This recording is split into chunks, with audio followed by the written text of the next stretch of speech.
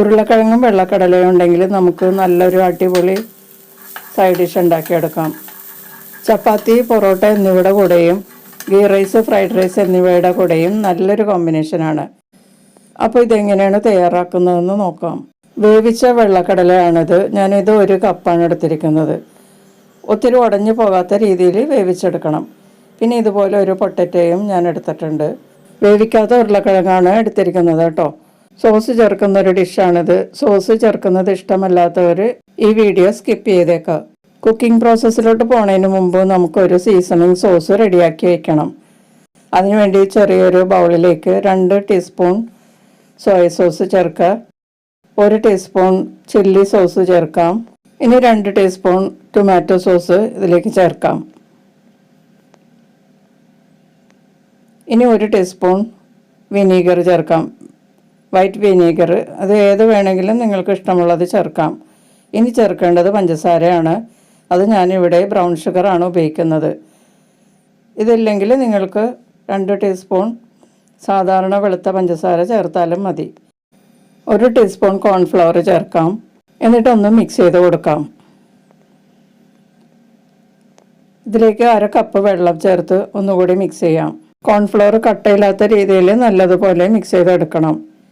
ഇനി ഇതിലേക്ക് അല്പം ഉപ്പ് ചേർത്ത് കൊടുക്കാം. സോസ് ചേർത്തിട്ടുള്ളത് കൊണ്ട് ഉപ്പ് വളരെ കുറച്ച് ചേർത്താൽ മതിയാകും. ഇനി ഇത് മിക്സ് ചെയ്തിട്ട് നമുക്ക് മാറ്റി വയ്ക്കാം. ഇനി ഒരു ഫ്രൈയിങ് പാൻ ചൂടാക്കി അതിലേക്ക് 3 ടീസ്പൂൺ സൺഫ്ലവർ ഓയിൽ ചേർക്കാം. സൺഫ്ലവർ ഓയിലോ അല്ലെങ്കിൽ റൈസ് ബ്രാൻ കുക്കിംഗ് ഓയിലോ നിങ്ങൾക്ക് ഇഷ്ടമുള്ള ഓയിൽ ചേർക്കാം. വെളിച്ചെണ്ണ ചേർക്കരുത്.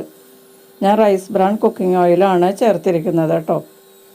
ഞാൻ ആ ഉരുളക്കിഴങ്ങ് ചെറിയ ഡൈസായിട്ട് കട്ട് ചെയ്തെടുത്തിട്ടുണ്ട്. അത് ഇതിലേക്ക് ചേർത്ത് കൊടുക്കാം. എന്നിട്ട് മീഡിയം ഹീറ്റിൽ ഇതൊന്ന് ഇളക്കി കൊടുത്ത് ഫ്രൈ ചെയ്തെടുക്കാം. ഒത്തിരി ഫ്രൈ ആയി പോകരുത്. ഒരു ലൈറ്റ് യെല്ലോ കളർ ആകുന്നത് വരെ നമുക്ക് ആദ്യം ഫ്രൈ ചെയ്യണം. കടല വേവിച്ചതായതുകൊണ്ട് ഇതിൻ്റെ കൂടെ ഇപ്പോൾ ചേർക്കാൻ പറ്റില്ല. അപ്പോൾ ആദ്യം ഈ കിഴങ്ങൊന്ന് വേവിച്ചെടുക്കണം.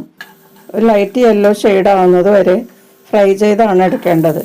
ഈ സമയത്ത് ഇതിലേക്ക് നമ്മൾ വേവിച്ച് വെച്ചിരിക്കുന്ന കടലയും കൂടി ചേർത്തിട്ട് ഒന്നുകൂടി നല്ലതുപോലെ ഫ്രൈ ചെയ്തെടുക്കാം.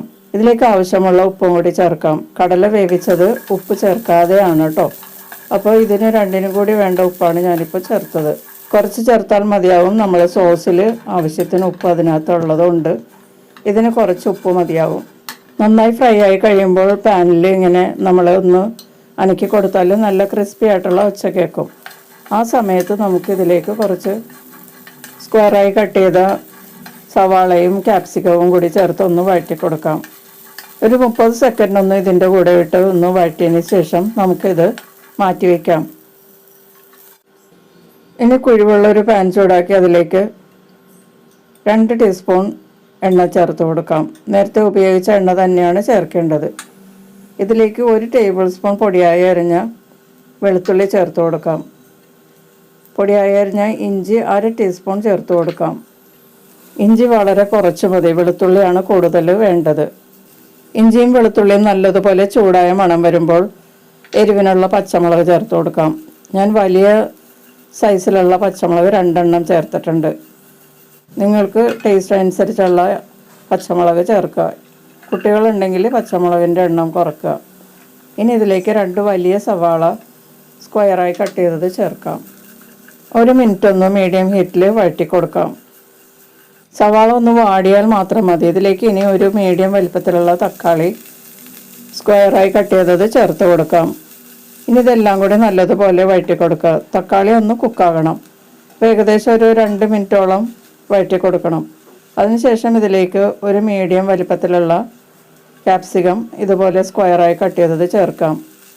ഒന്ന് ചൂടായാൽ മാത്രം മതി. അതിനുശേഷം നമുക്കിതിലേക്ക് നേരത്തെ നമ്മൾ തയ്യാറാക്കി വെച്ചിരിക്കുന്ന സീസണിങ് സോസ് ഒഴിച്ചു കൊടുക്കാം. നന്നായി മിക്സ് ചെയ്ത് ചേർക്കാം. കുറച്ച് നേരം ഇരുന്ന് കഴിഞ്ഞപ്പോൾ കോൺഫ്ലവറിലെ കട്ടയൊക്കെ നന്നായിട്ട് മെൽറ്റായിട്ടുണ്ട്. ഇതിലേക്ക് ഇനി 1/2 കപ്പ് വെള്ളവും കൂടി ചേർത്തിട്ട് നന്നായിട്ടൊന്ന് തിളപ്പിക്കാം. നല്ലതുപോലെ തിള വരുന്ന സമയത്ത് ഇതിലേക്ക് നമ്മൾ ഫ്രൈ ചെയ്ത് വെച്ചിരിക്കുന്ന ഉരുളക്കിഴങ്ങും കടലയും കൂടി ചേർത്ത് കൊടുക്കാം. ഇതൊരു സെമി ഗ്രേവി ആയിട്ടുള്ള ഡിഷാണ്. നിങ്ങൾക്ക് കുറച്ചുകൂടി കൂടുതൽ ഗ്രേവി വേണമെങ്കിൽ നേരത്തെ എടുത്ത സോസുകളുടെയൊക്കെ അളവ് കുറച്ചുകൂടി കൂട്ടിയെടുക്കുക. കോൺഫ്ലവറും 1 ടീസ്പൂണും കൂടി കൂടുതൽ ചേർക്കാം. എന്നിട്ട് മിക്സ് ചെയ്തിട്ട് എടുക്കുകയാണെങ്കിൽ കുറച്ച് കൂടുതൽ ഗ്രേവിയുള്ള രീതിയിൽ കിട്ടും.